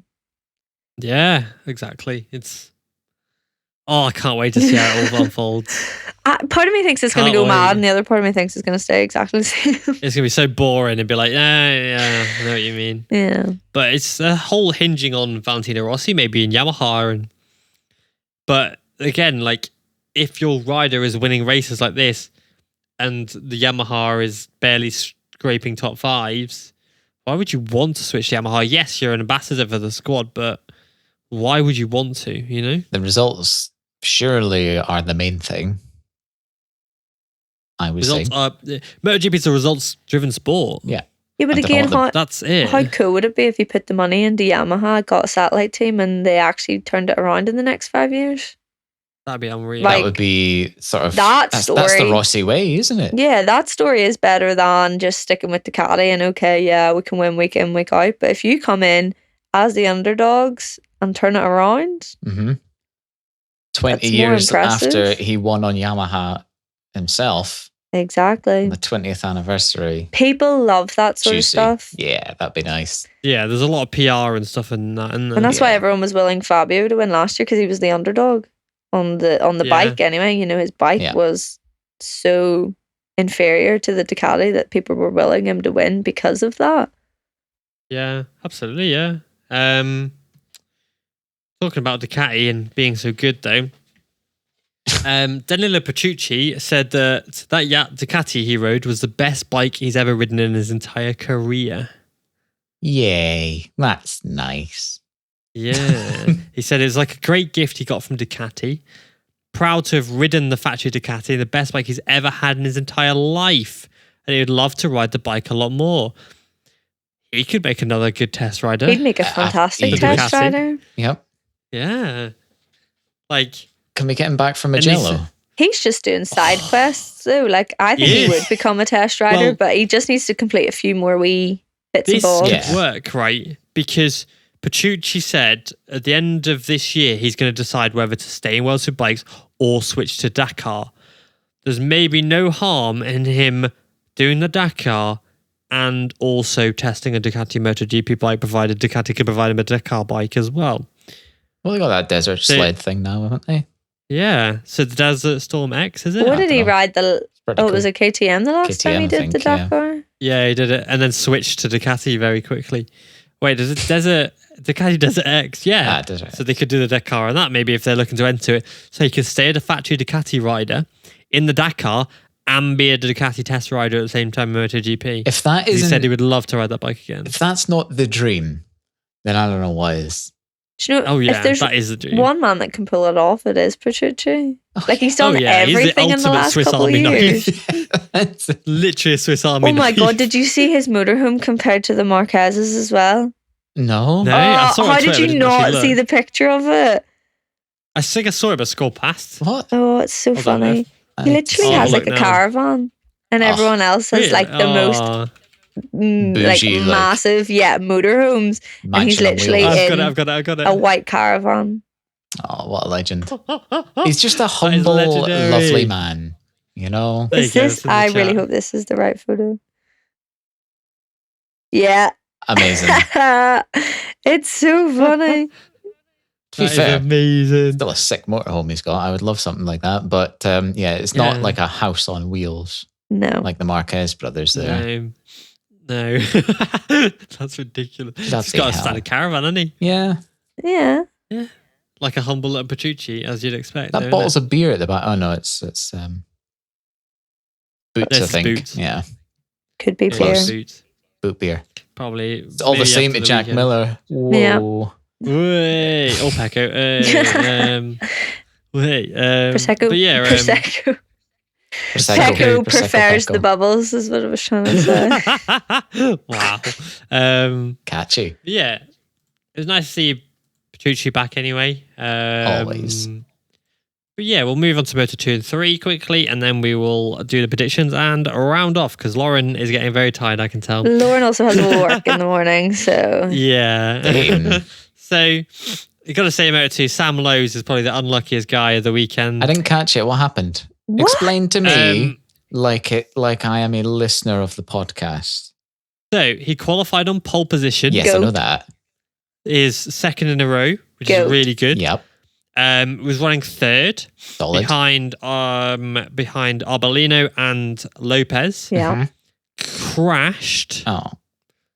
Sam low slide as always. Wasn't really sure how he crashed. So then there was a monster crash involving Canet, Arenas, and Gonzalez. Thankfully, all riders are okay. Big job for Spiddy after that one because they were wearing the same leather suit because I'm a nerd. To fix those. So then everyone had to scramble to get back. All riders were eligible to restart the race. And the rules state that when the klaxon sounds, you have 1 minute to leave the pits. And the klaxon sounded to leave the pits, and they were still working on the bike because they managed to drag the bike back to the garage that Sam had crashed at turn 2. Okay. Because turn 1 is that weird kink for some reason. They were still working on that bike, and in about 30 seconds, even as they were like wheeling the bike out of the garage, they were still working on the bike and putting stuff on. Sam Lowe's got to the end of pit lane and was still doing stuff on the bike. And Sam Lowe's missed the pit exit by like 3 seconds. Oh. So then he had to start the race from the back of the grid. A 24 rider grid. No, 6 rider grid. And he battled through from 26th and finished in 15th place, beating Sean Kelly on the last lap, which I'm very sad about because Sean Kelly was on for his first points. But no, not his first points. First points this year anyway.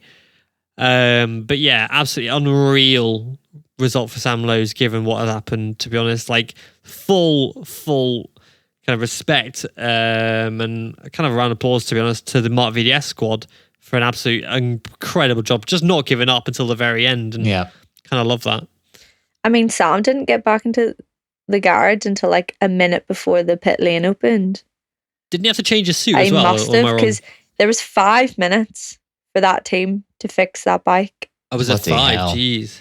But yeah, because they put new fairings on it and everything. Pit lane was meant to open at like 1:29 or something like that, and then it got changed to 1:34, and the bike literally got dragged back, and they had about 5-6 minutes to fix it, and they did. Jeez. Insane. And to miss the exit by 3 seconds, apparently the crowd was going wild. They went, yeah, I watched the back of the crowd went nuts. Because the commentator like at the circuit commentator was like G'ing them up, so the whole crowd was like proper gunning for it, and he literally... Yeah, because they wheeled the bike. Sorry, Karen. I was just going to say, and I actually lost my train of thought there. But yeah, like, because they wheeled the bike out of the garage and the whole crowd cheered and went wild. I mean, Tony near missed it. Never mind Sam. Like, Tony was cutting it fine too. Yeah, he was, yeah. And then, yeah, he got to the end and they didn't let him pass and the crowd booed. Well, I mean, he was a good sort of like 10, 15, 20 meters back, 3 seconds to go. Obviously had to keep it within the speed limit. Like, yeah, like, it's just unfortunate. And like, yeah, you could be like, oh, just let them out anyway, but the rules are the rules. You know, we bang on about them sticking to the rules, and they are sticking to the rules. Like with the Brad Binder thing, 0.9 seconds, they have stuck to the rules, and you kind of can't complain about it. Yeah. But it does suck. I hope he treated his team, and Tony's team for that matter, who also helped out on the bike, to a bear after that. I think everyone deserves it. Like, that's just proper teamwork. Like, all the mechanics from Mark VDS were helping with that bike. And yeah, it's just fair play to them all, you know, big respect. And obviously, even then after the race, like, Sam was cheering Tony on as well when they were on the podium. Yeah, like, he was like, yeah, good job. And all that. Seems to be a really nice atmosphere there, and they actually seem to really get on with each other. And given that Sam and Arbolino had a little spat last year as well when he knocked him off at Mugello. Yeah, it's interesting. I thought they didn't like each other, but this year they've really been like sunshine and rainbows. So matured. Yeah, I think Tony's. Yeah, I think Sam gives Tony a lot of like advice. Tony's matured a lot. Yeah. Like, I remember in his Moto 3 days when he'd be like in the interview screaming like good feelings and all that. And this time he's a lot, which is hilarious. I loved it. But he's a lot more mellow now. He's a lot more like, you know, happy Mother's Day, like good feelings, but not like screaming it. And I don't know, I think he's a lot more mellow now. And I like this. He's a bit more methodical. He's a bit more just calculated. He's kind of like, and and I think obviously he's I think he's now he's a championship leader. He's figured it out now. He knows what he needs to do. And him and versus Pedro is going to be good this year. I can't believe Pedro's crashed again. What the frick are you doing, bruv? I said this, that I'm putting my faith back in Pedro Acosta this weekend, and he's going to do it. And Declan asked me who's coming out on top this weekend, and I was like, obviously it's going to be Pedro Acosta, because why wouldn't it be? And then he bloody crashes and makes me and everyone else look like an idiot. I don't think you need Pedro Acosta to do that, but very funny. It feels like the Marc Marquez thing, where he's like so fast because he's so on the limit, and he's still just kind of getting a feel for exactly where that is, and it's putting him in the gravel more often than it probably should. But it is why he's winning races as well. It's the double-edged sword. Yeah.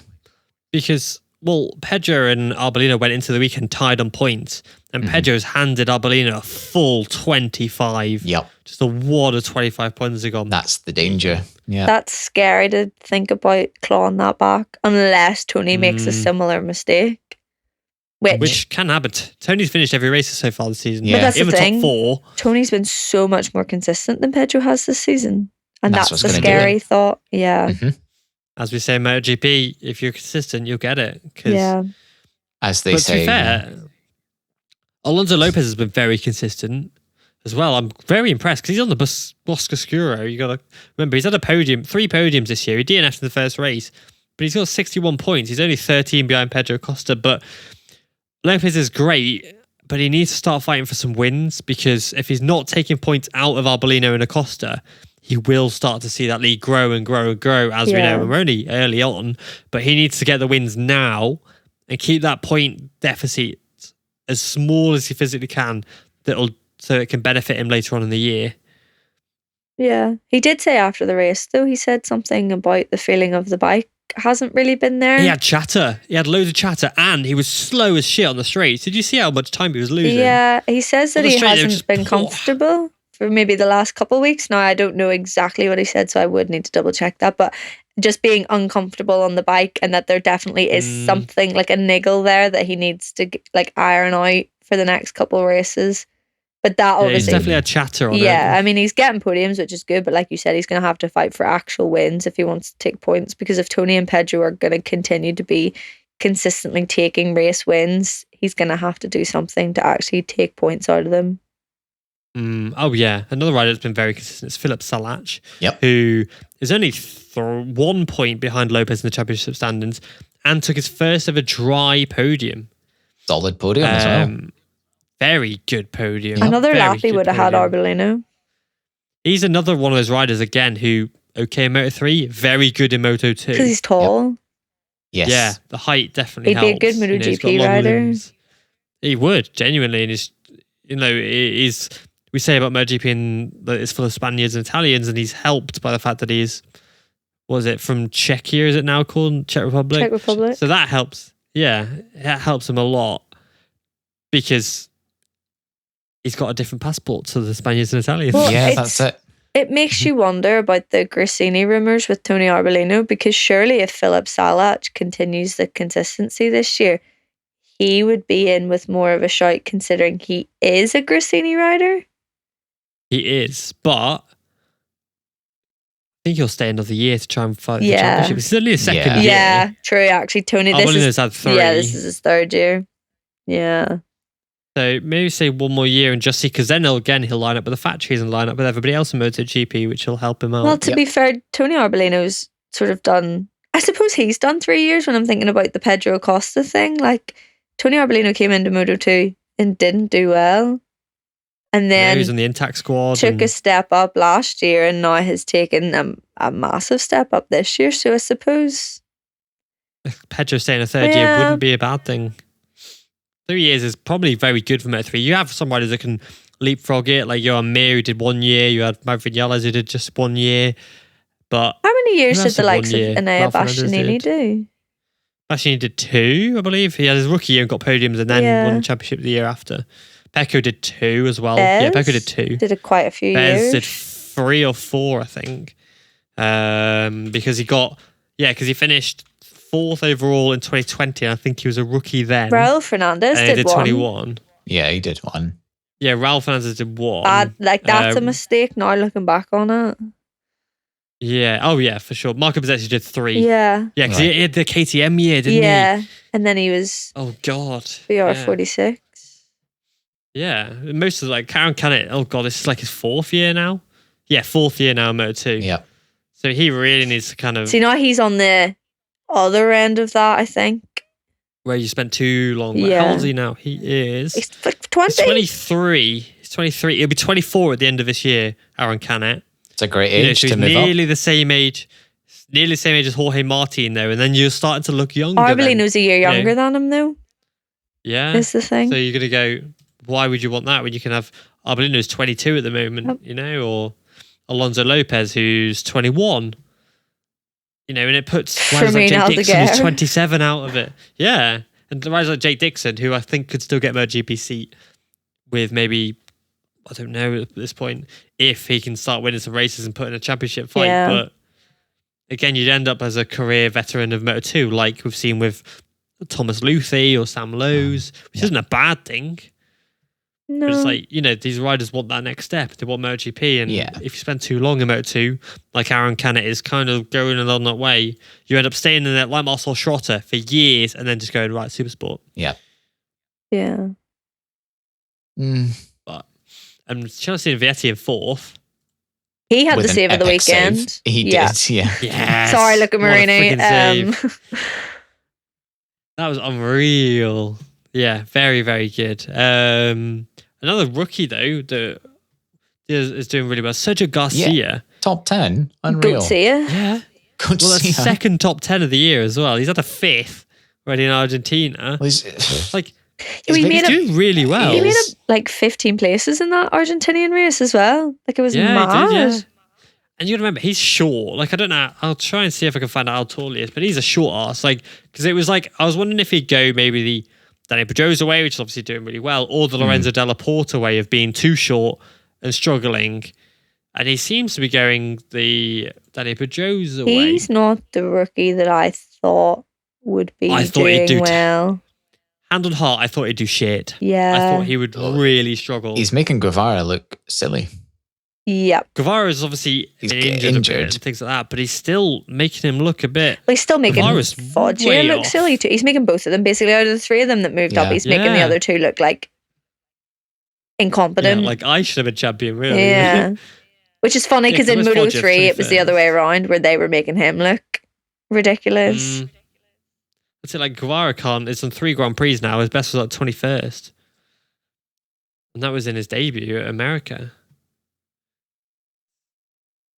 Really? He's not made a step since he's on America. 21st, 22nd. How's Foggia done?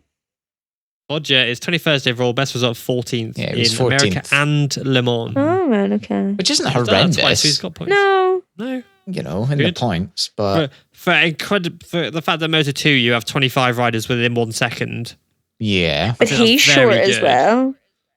He is. So 167 centimeters tall stands. That's like my height. Sergio Garcia, which is 5.4 and a half, and then 5.4. Sorry, in English, and then Dennis Foggia is. It's about my height. I've stood beside him.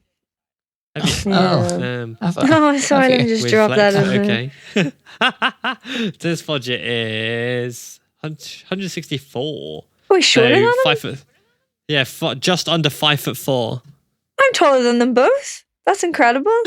Well done. Hit me on the bike. Yeah, legit. What the freak? But and I thought that would play against him, but it really hasn't. I'm intrigued now. Now we're on it. I want to see how tall Lorenzo Della Porta is, because I really expected more from him. He's 163, so he's the shortest of the lot. Yeah.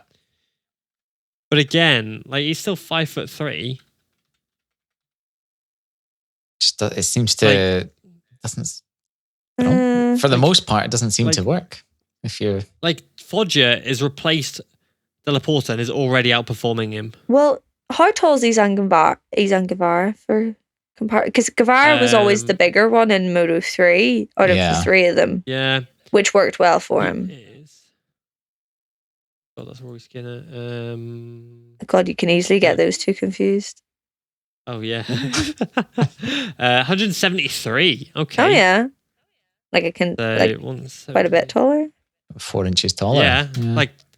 He's 5 foot, just under 5'7". So he's like 10 centimeters taller than Jojo Garcia. No, 6 centimeters taller than Garcia and 10 more than Foggia. I don't know. But he's the right height. I think Guevara's the right height for Moto2. Yeah. Who knows? I think it's just the injuries and things like that still plaguing him. So. It's just he's not getting the confidence yet because of his injuries and. Yeah, he hasn't been at his top on that bike. Like he didn't. Like 2022, Izan Guevara didn't ride the Moto2 bike. No. And when he did, he was completely unfit and just wasn't ready at all. And then he got injured as well. Yeah. I heard his arm pump surgery wasn't like the usual. Sergio Garcia's got arm pump now as well. Bloody hell. Fabio Quartararo might have arm pump too. Oh, and Raul Fernandez. Yeah, Raul Fernandez had his operation, didn't he? Yeah. Yeah.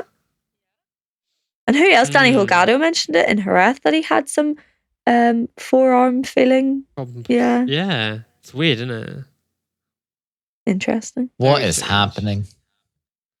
Everyone's getting arm pump, isn't it? But yeah, some other shout outs before we move to Moto 3. To Barry Baltus in 7th. Big buzzer. I think he's got a podium in him this year. Yeah. That'd be nice. I really do. And then Lucas Tolovic, European Moto2 champion, in 11th place. Solid. Really good. I think that's his best ever Moto2 result. Bear with. That's Moto2. Yeah, that's his best ever Moto2 result. Because his best result was a 13th in 2019 when he rode the KTM for the Kiefer Racing squad. Well. There you go. And he was like 18 then. He was like 18 at that point. Gosh. Little baby. Whippersnapper. Yeah. But so Tolovic did really well. Yeah. I'll have to try and get him on the podcast actually. He'd be a really good guest, I think. But yeah, I'm rambling. But yeah, Moto3. Migno obviously returned. He's doing really well. There is a rumour, Ricard Jove put it on Twitter recently that Fellon was going to be replaced by Migno. That was after the first round. Oh, right. And he said full time. But now the fact, Gavin Emmett said this on BT Sport, now that Migno's putting these good results in, and like if he raced Mugello, you could very easily put him for the win. Could they try and maybe opt to do that full time? But I wouldn't want to see Fellon get pushed out of the seat because he's a very good rider and he's only one ride for the team. But I don't know. It's a results-driven business, and Migno doing this well so fast. Well, I'd put him on. Yeah, but that's just me. I'm not the boss. It'd be harsh, but yeah. Like you say, this is World Championship racing now, and you got to be the best needs the seat. Yeah, exactly. If you've got a replacement coming in that is delivering, I'd be giving them a contract, I think. Yeah. I'll be honest. Is this not his last year, or what would be his last year in the class, or does he has one more? I think he is 26. He's 27. Yeah, this would be his last year. Oh, shit. He'll be 28 January next year. That makes sense a bit trickier. I knew he was at the higher end of the Moto3 scale. Yeah, so I would too, to be fair.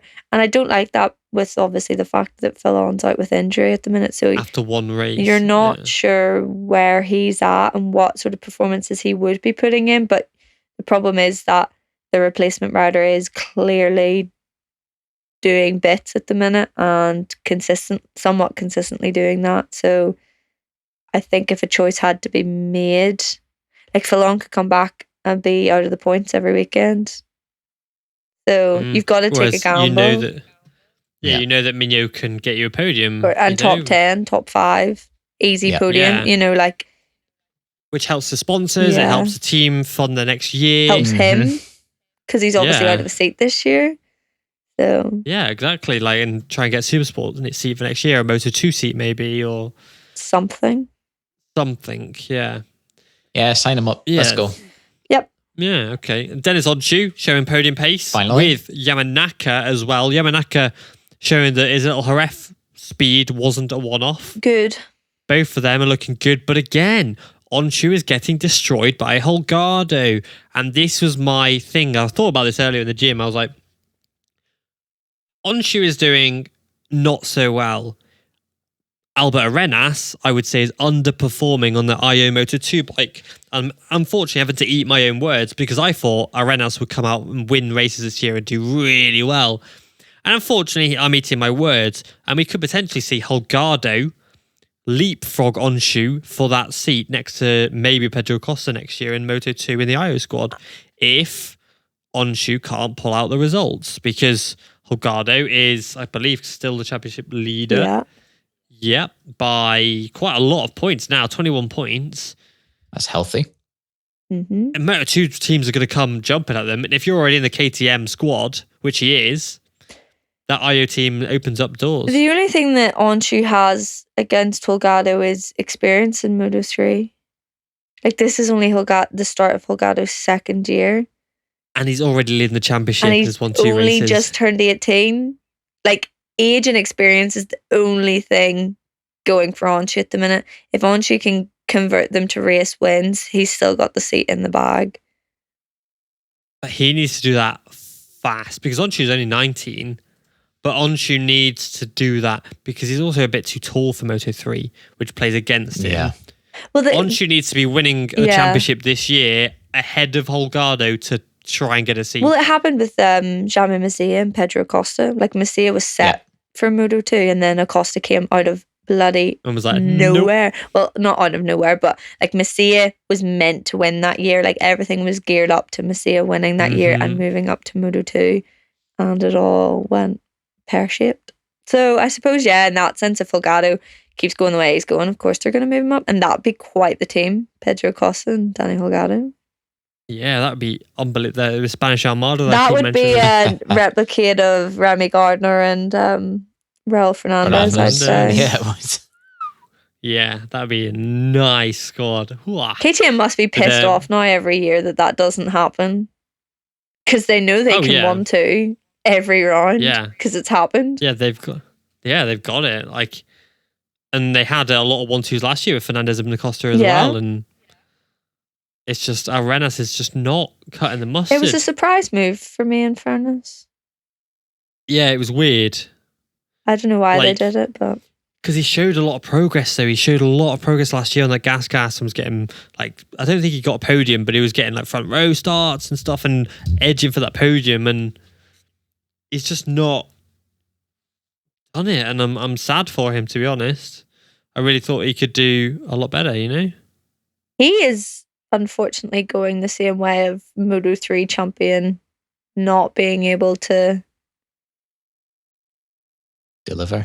Cut it, in Moto 2. And this is his third year now too. He's in the same boat as Tony Arbolino, and I suppose when you compare them that way, and Iagur for that matter, which is interesting out of the three that moved up that year. Yeah, and he moved up as a champion. It was those three fighting for the championship. Yeah. And 2 of 3 have won races. Well, Agura was rookie of the year out of them when they moved up, and then fighting for the championship last year. And now you've got Tony, who's obviously injured now, outperforming them all now. So that's interesting. Yeah, and that's it. And Akiayo is savage with it. KTM is savage with it. We know that if there's a chance to put Holgado, the world champion, on their bike next year, sorry, Arenas, like, you're gone, mate. Like, it's no questions asked, really, unless Pedro Costa steps up to MotoGP and they give Arenas a second year. But I mean, if Pedro moves up, my suggestion would be Onshu and Holgado. Yeah, because I think Onshu is another one of those riders who could do well on a Moto 2 and not as well on a Moto 3. I think, like, he's doing it very well on Moto 3, but he could do better on a Moto 2. I think it would be it's not working in Moto 3, but yeah, there is a very high possibility that Moto 2 would actually suit him a lot better, and you actually would see the results and the race wins, He's tall, he's got the limbs for it, you know. Definitely. Yeah. Ayumu Sasaki got his first podium of the year as well. Finally. Again, he is helped by the fact that he's on a Husky now, because he can step straight into Moto 2 within his own team, because that's an intact Husky he's on, and he could replace Darren Binder on the intact Husky next year. So he's very much primed as well. And for the first podium, I think he'll have a few more in him this year. Oh, for sure. He's been very unlucky, to be honest. Did he get knocked off at Argentina? He definitely crashed out of Argentina in America. Yeah. I think someone knocked him off in Argentina. Yeah, I can't remember. Wet. I could be wrong. Did he not crash on his own? Both times? I could be wrong. I think he did crash his own both times. Think about it. Yeah, sorry. I don't know. But yes, good start. Yeah, a while. Kind of build on that. Yeah, if you can keep building. It's hilarious actually, because that Spanish Armada I keep mentioning, apart from Jaume Masia, is the top 5 in the championship right now. It's ridiculous. Like, there's too much talent, and even Altola I think will step up to Moto2 next year because he's massive. He's way too tall for Moto3. What number is he? He's second in the championship now. That's mad. I never would have thought that at the start of the season. Oh no, he is 5'9". Right, okay. That's really tall for a bike rider, yeah. And he's 18, so he's still got 3 more years of growing on him. God. So getting him on a Moto2. He was massive. He'd be like Luca Marini, because he's like 5'10". Yeah. Oh yeah. Well, I remember when Ortola was in the European Talent Cup, was with David Alonso, and he was just limbs everywhere. Those European Talent Cups are tiny, and it was hilarious to watch because he was humongous on that thing. Huge. I almost typed in Eurovision. European. Oh yeah, let's talk about Eurovision. I watched my first ever Eurovision at the weekend. I haven't watched it, but I know who won. No. Farce. Yeah, it was all right, you know. Yeah. I'm just trying to find pictures of Ortola somewhere when he looked massive on the thing, but I can't find any. Good Lord. There you go. Wait, no, this is him as a baby with hilariously Diego Moreira right behind him. But even then, he looks massive. He's about 12 here. I can't wait to see this. Oh yeah. For all the listeners at home, he looks tall. Massive on that little bike. Yeah. I'm With still Diego looking Moreira. at Petrucci's bloody motorhome. Never mind this. Yeah. Hell yeah. But yeah, Ortola, superb so far. Jaume Masia, finally. Yeah. He's only 22. He can still get Moto2, see, there's still time. But yeah, it's nice to see Masia because, like everybody, like we said, when he moved, he was on that Leopard in 2020. He did really well, but then got ousted for Xavier Artigas, which was the right decision at the time because Artigas was the next hot thing and had already stood on the Moto3 podium as a wild card. And then Masia just got destroyed in 2021, could not then do the business last year, but he seems to have found his home again in Leopard. I'm glad. Because of the cheat codes, obviously, as we know. Yeah. But yeah, third in the championship now, tied with Ortola for second. And yeah, he looks really good. Yeah. Yeah. Right, should we move? Oh, well, I was just saying, considering the next Honda was Kaito Toba in 12th. Yeah. Yeah, it's very, very solid. Yeah. And his teammate started pretty much Suzuki last. was 13th. Well, that's actually quite a good recovery. He was definitely on the last row of the grid because of the silly timings that happened in Q1 and Q2 for Moto3. So crazy, isn't it? Yeah, it's crazy. Yeah. Yeah. But right, should we move on to predictions? Are we boring? Yeah. No, it's fine. Oh, it's fine. It's fine, Lauren. It's fine. Oh, fine. Yeah, it's fine. Why? Do our predictions then, shall we? Go Yeah. to bed. Sorry, what were you on about? I wasn't listening to No, you. exactly. Anyway. Oh, yeah. Anyway. might as well just What were speak you to the actually wall of talking my about? bedroom at this point. What were you actually talking about? I'm not repeating myself. I'm Nothing, zoning out at mate. this point. Nothing. No. I'm nearly 2 hours. Nothing important. It's 11 o'clock at night. Oh, that's fine. Yeah, it then. is 11 p.m., folks, just for a bit more context. Yeah. It's late. Right, go. Right, predictions. So I'm not going to give you the rundown of how they're doing. I'll just score them as we go, and I can tell you how you got your points. Fab. So going into the predictions, this weekend, Cameron leads with 64 points. Myself in second with 60. Lauren in third with 29. I hate this week. This week sucked. So Every week Sasaki sucks. got Yeah, I know. Yeah, Lauren is way back as always. Sasaki was pole man in Moto 3. I went for Moreira, Lauren Holgado, and Cameron with Sasaki, so you get a point. Thank you. The Moto 3 podium was Holgado, Sasaki, Masia. I went for Ortola, Rueda, Onshu, so I scored 0. Cameron went for Sasaki, Masia, Holgado, which is the 3 correct riders in the wrong order, so he gets 15 points. Hello. I mean, he scores 16 points in total for Moto 3. And Lauren went for Masia, Holgado, Ortola, so you get 2 points. That's a joke. He gets 15 points and I get 2. It's the patriarchy. I got fucking Deal 0. Jesus Christ. So leaving Moto 3, Cameron leads with 80 points. I'm second with 60 and Lauren with 31 and third. Moto 2, I went for, Lowe's went for pole. I went for Canet, and Cameron and Lauren went for Acosta. On Acosta. 0 points. The race was Arbolino, Salach, and Lopez. I went for Acosta, Canet, Lowe's, 0 points. The running theme. Cameron went for Acosta, Lopez, and Lowe's. Cameron gets a point. And Lauren went for Acosta, Dixon, and Chantra. Oh, for God's 0 sake. So it stays. I know Cameron now has 81. I'll take it. And then I'm staying with 60 and Lauren with 31. Then for MotoGP, Bagnaia took pole. I went for Martin, 0 points. Cameron went for Bagnaia. He gets a point. And Lauren for Martin, 0 points. In the sprint race, it was Martin that won. I went for Zarco. Cameron Bagnaia, Lauren Bertucci, 0 points for everybody. In the race, it went Bezecchi, Martin, Zarco. I went for Bagnaia, Miller, Vinales, who all fucking crashed. So I scored 0 points completely in all classes this weekend. I don't know have you ever scored 0? I don't think you have. That's made my weekend a little bit better. Yeah. Cameron went for Zarco, then Miller, then Bertucci, so you get a point. Thanks to Marquez crashing out. And Lauren went for Zarco, Cortoro, Miller, so Lauren gets a point. So the points tallies leaving Le Mans is Cameron with 83 in first. I remain with 60 in second, and Lauren with 32. Oof.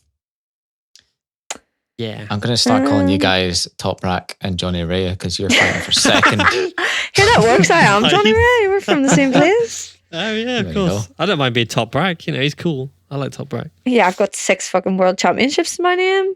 Fuck you. I got 1, so it's fine. And I get paid like $1 million a week from Red Bull, so it's fine. So good. But yeah, I think that's all we've got time for. Yeah, please, God. No, that's absolutely that'll do. I quite fancy going to bed. We're beating the dead horse at this point. That'll do, donkey. Yeah. That'll do. Nice. But yeah, I hope you've enjoyed this podcast. We've enjoyed recording it, as always. I hope you have a good week, and we'll be back next time. Oh my God. I don't even know what. We have got a guest coming on soon, so I don't know. Cool. With what? It's late. I'm delirious. That'll be amazing. Hope you have a good week. We've got a guest coming on soon, so that's great. Is he actually coming on, or? Yeah, his manager says yeah. So his manager said yeah before, and here we are. True. I'll harass his manager tomorrow and get him on. Okay. Good night, everybody. Good night. Goodbye, everybody. Bye. Speak to you next time. Bye.